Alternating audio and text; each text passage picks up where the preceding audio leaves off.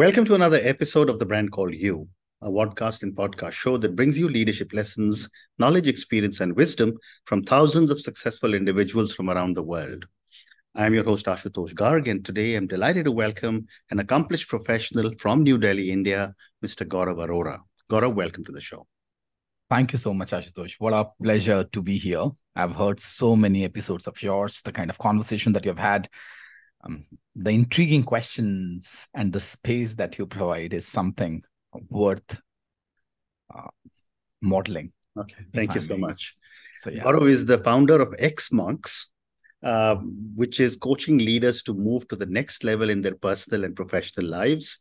He's the host of a podcast titled The xMonks Drive, and he's a voracious reader, a calligraphist, and loves adventure sports. So, Gaurav, before we talk about xMonks, tell me a little bit about your own journey in brief. My journey has been, I think, it has been a blessing. It started with born and brought up in a lower middle class family. And when you're born in a lower middle class family, it comes along with the pleasures of staying together with a family that love together, eat together, stay together, play together.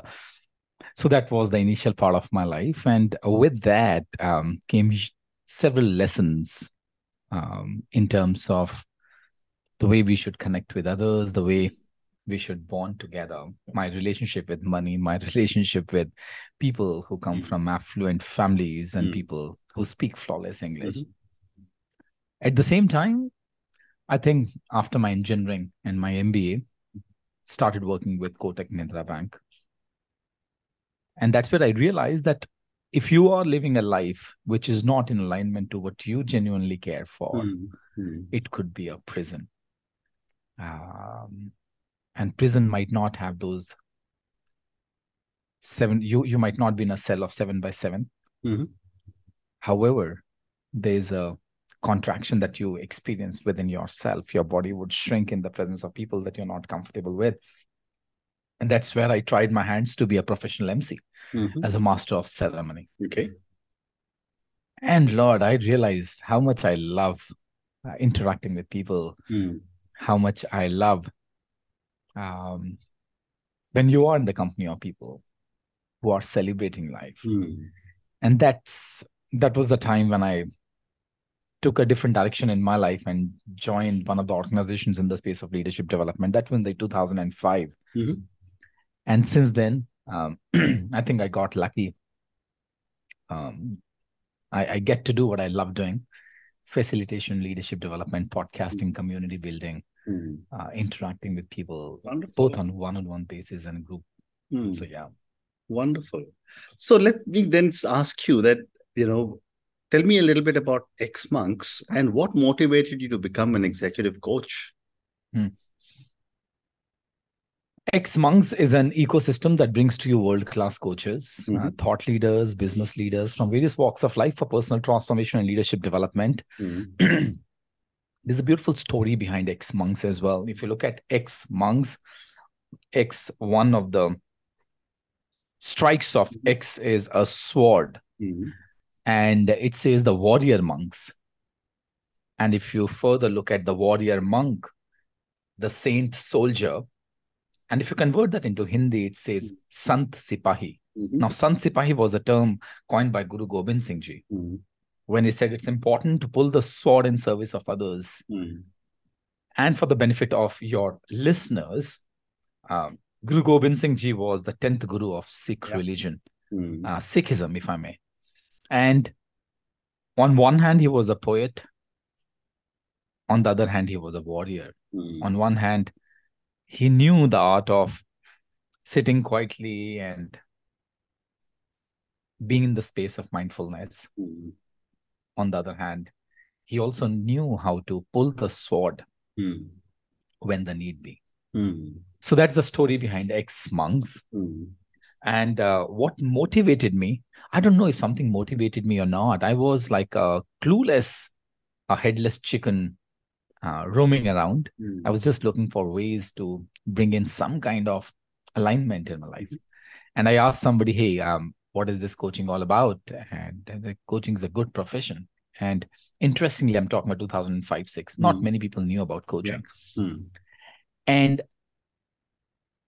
truth be told, I think just got lucky. Okay. Right? Just got lucky. I think my life has been a beautiful case study what sheer grace can do to you.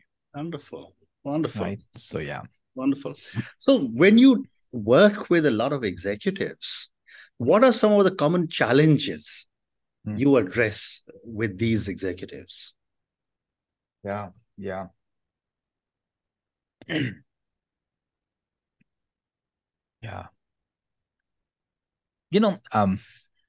I'll share some parts, bits and pieces from my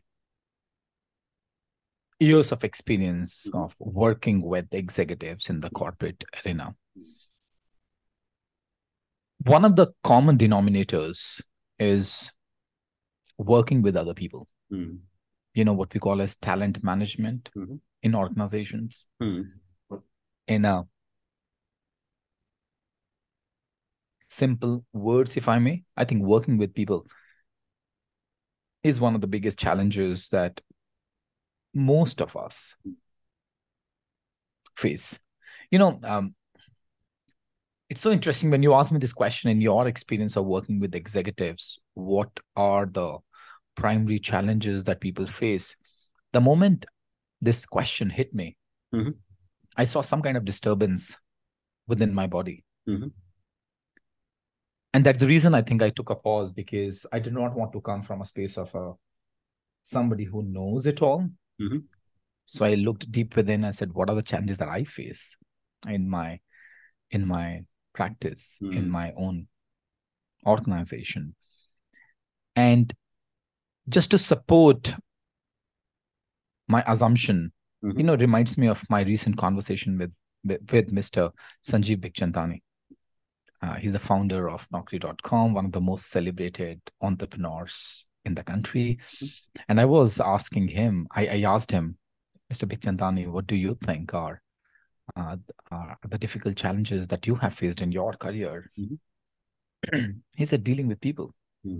And if I revisit my conversations with different leaders on my podcast, the xMonks Drive, where I've had the privilege of interviewing Mohandas Pai, Mr. T.V. Narendran, and few of the best thought leaders of our time, I think dealing with people has always been one of the topics that we have discussed. And why not? Because when we're talking about dealing with people, I think we all have some struggles that we are dealing with. At least I have my own struggles. And, every time when I'm in the company of someone, what happens is I get triggered. And when I'm getting triggered, the easiest way to deal with my own trigger is to blame the other person. So that is one. So dealing with other individuals, talent management. So that's one category. The second that I'm coming across is, I think if you look at the complexities that are surrounding us, and every second day you'll find some innovation happening, every second day some discovery happening, every second day people are talking about breakthroughs. There's so much of complexity all around. We have not yet over from Russia-Ukraine war, and now we are dealing with what's happening with Israel. We were not yet over with NFTs and the blockchains of the world, and generative AI took the world by the storm. So what it means is there's so much of complexity, and dealing with complexity has never been easy, because it's a process that one goes through in the transition, right? The transitioning from one phase to another, one place to another. And before one can move to the other point where one can find themselves settled, there's another wave of change coming. So I think dealing with the complexity, I would say, is another huge challenge.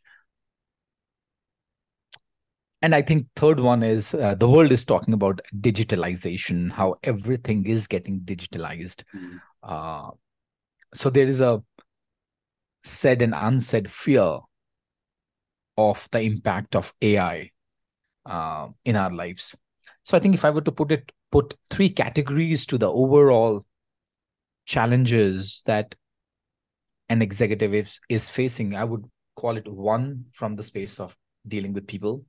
The second one is dealing with complexities. The third one is the digital wave, which is so huge in nature that not many people are comfortable. Not many people are prepared. Yeah. So moving on, what, in your opinion, does mindfulness or self-awareness play in executive leadership?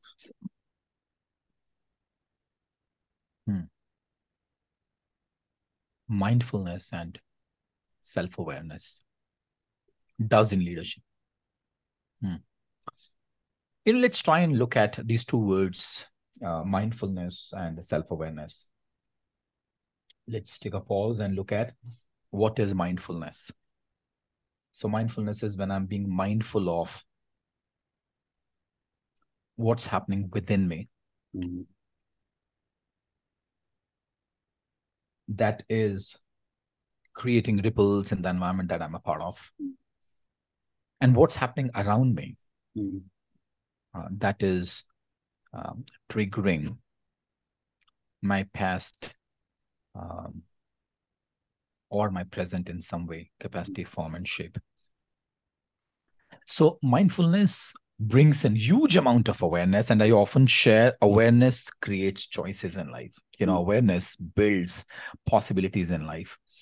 And, when we are on one hand, when we are talking about different challenges, be it the challenge of dealing with other human beings, or be it the challenge of dealing with complexities, or the challenge of dealing with the digital storm all around, I think one of the common threads is I'm dealing with those kind of challenges because the lack of awareness.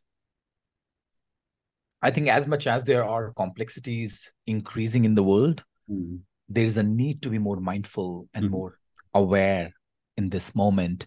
I would get triggered. I'll not be comfortable with the other person. I would get, I would react to the other person's presence because there is something in me which is disturbing me already. Okay. And as they say that if you squeeze a lemon, you will only get lemon juice. You will not get mango juice out of that. So thus awareness is important. Also at the same time, I think it brings in a lot of stability. It brings in a lot of resilience. It brings in a lot of emotional maturity. It brings in a lot of equanimity every time when I'm operating from a space of mindfulness. Every time when I'm being aware, I would be very watchful of my own behaviors and the space that I'm operating from. It has a huge impact, and especially in today's world, it's becoming more and more important. So, very interesting. And when you talk about your coaching and you're working with senior leaders, how do you incorporate ethical considerations, especially when it comes to executives in positions of significant power and influence? Can you talk about the ethical consideration? In what aspect, from what context are you looking for? Ethics in business, ethics in relationships, ethics in dealing with people. Got it. So please ask me the question again. So how do you incorporate ethical considerations into your coaching, especially when it comes to executives in positions of significant power and influence? Beautiful question.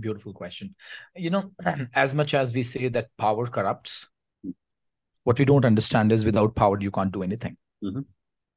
As much as we say that power can actually pull out the nasty part of an individual, at the same time, what we don't understand is without power, we cannot run electricity, right? Power is something which is very important to enhance our influence in the world and to get the work done. Now, having said that, if you look at the ethical consideration in business, in dealing with people, especially with people who have power, I think that's where coaching plays a very vital role. Let's try and understand what coaching does. Coaching allows you to look at what you genuinely care for and align with your core values, align with your core purpose, right? Very often people go for, at least I have gone for, goals in my life just to get an external validation. Several times I've gone for goals and targets in my life so that I can prove how smart I am, how intelligent I am, how affluent I am. And every time when I'm going for external validation, there is a chance that I would take a shorter route to reach there. And that is where the ethics values might get compromised. So any goal and any objective that you have, if it's not grounded into your values, if it's not grounded into your purpose, is going to feed into your ego and would be a baggage to carry in times to come. And that is where it's very important to be fully present to your coachee. So every time when I'm having conversation, it's very important to to be fully present to your coachees and speak it out if something is not in alignment to what the other person is saying. And I think that's where a masterful coach, a mindful coach, plays a very vital role to calling it out if there is a difference between what the other person is saying and what he means. Kathi or karni mein jab difference aa jayega, that is where the other person would not be able to hold the space, would not be able to have a very authentic, mindful, peaceful conversation. I think that's where coaching plays a very vital role. Well said, well said. My next question is that, I've spoken to many coaches, I've coached many people, and one major issue a lot of top executives face is burnout and stress. Yeah.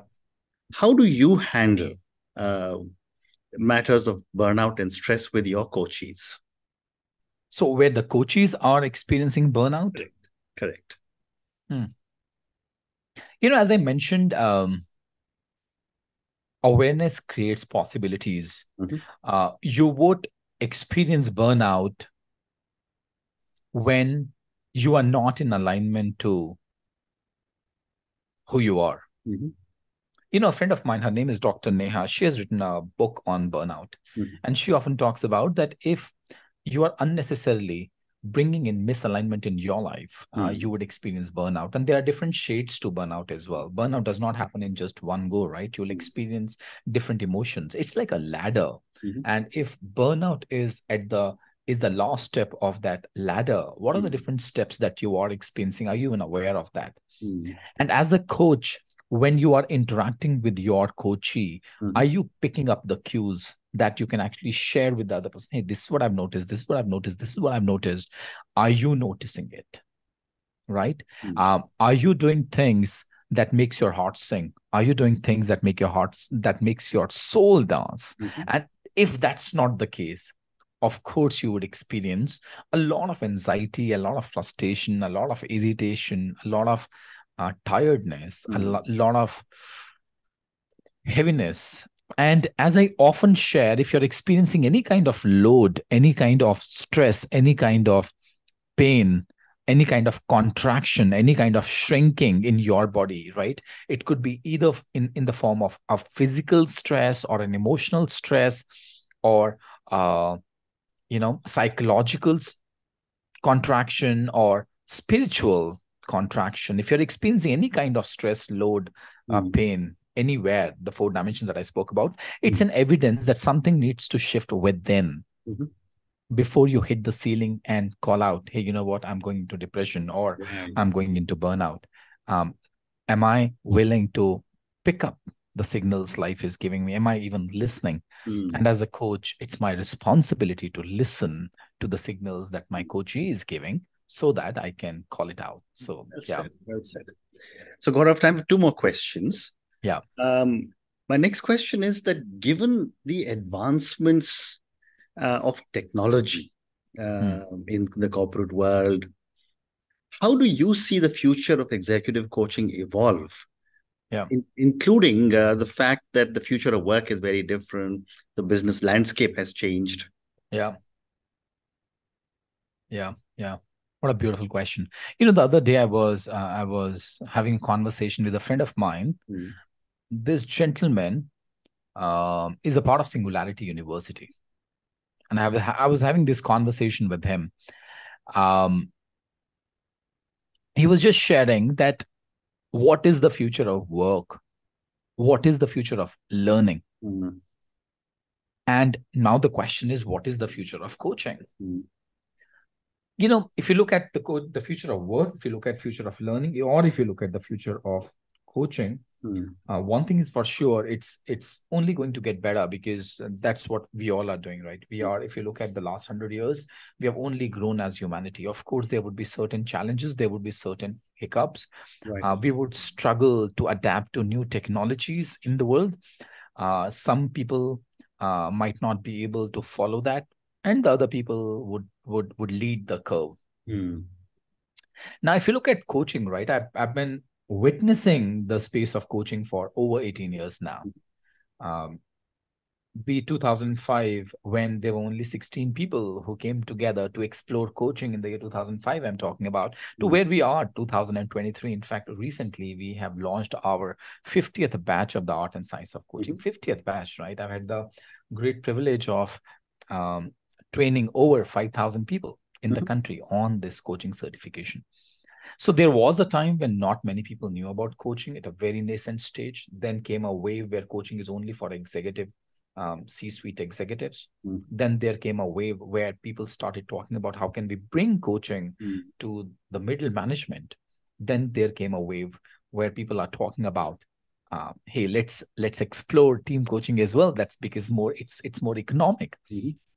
And now people are talking about, let's democratize coaching. And that's where there's an influx of a lot of companies who are bringing marketplaces in the country, in the world, in the domain of coaching. Now, where are we heading towards? Of course, we are heading towards where we'll be able to tap into the hybrid models of coaching, where we'll be able to tap into the artificial intelligence into coaching, where people are talking about how can we tap chat boxes, chat GPT in the coaching conversation. Of course, there are different platforms which are coming, bringing the virtual reality in the coaching, right? So with the advancements that's happening, I'm sure people with the right expertise, they would find ways to integrate the soulfulness that a person brings in, because I don't think that can be replaced yet. You never know. But at the same time, the technology advancements, they are joining hands. And when two forces join hands, it's only good that would happen. It's only good that would happen, right? So I think we're moving the right directions. So let's see what we come up with. And my last question to you, Gaurav, we're running out of time now, but my last question, and this is for the many, many people who will listen to our conversation, based on your deep understanding of coaching, what would you say are 3 lessons you would want a lot of our young viewers and listeners to take away?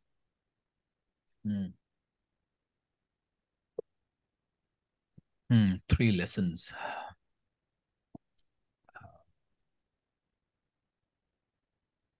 You know,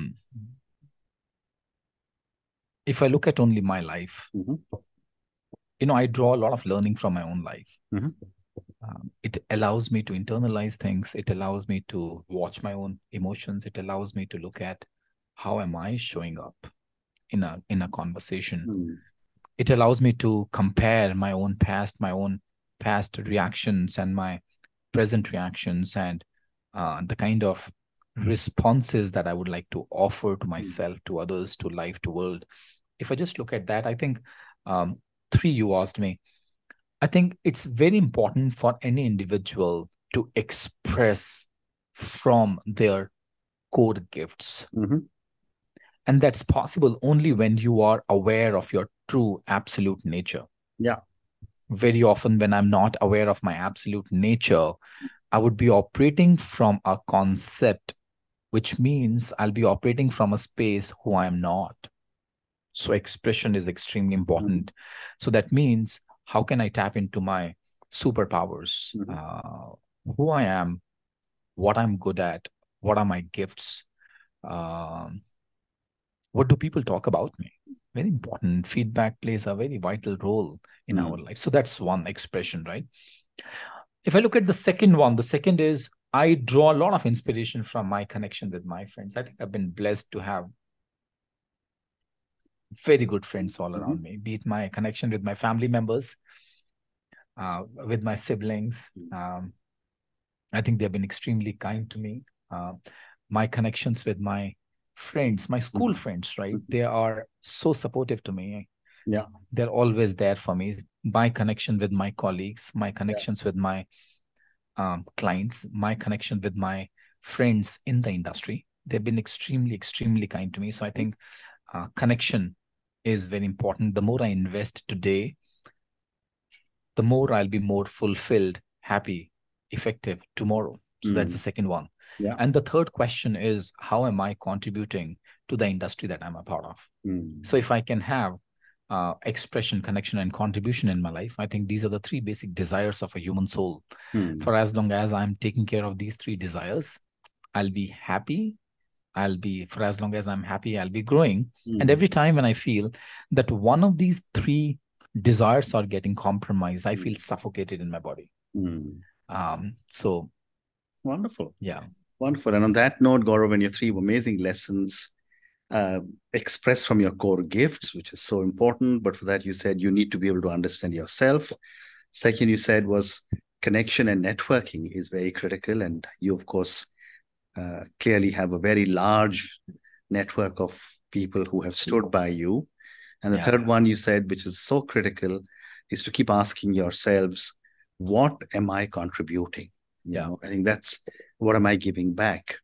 Thank you so much for speaking to me about your own journey. Thank you for talking to me about xMonks. We discussed several aspects of coaching today, which I'm sure my viewers and listeners would love to be able to understand in more depth as they listen to our conversation. Thank you for speaking to me and good luck. Thank you so much, sir. It was an absolute pleasure and a delight to be here with you.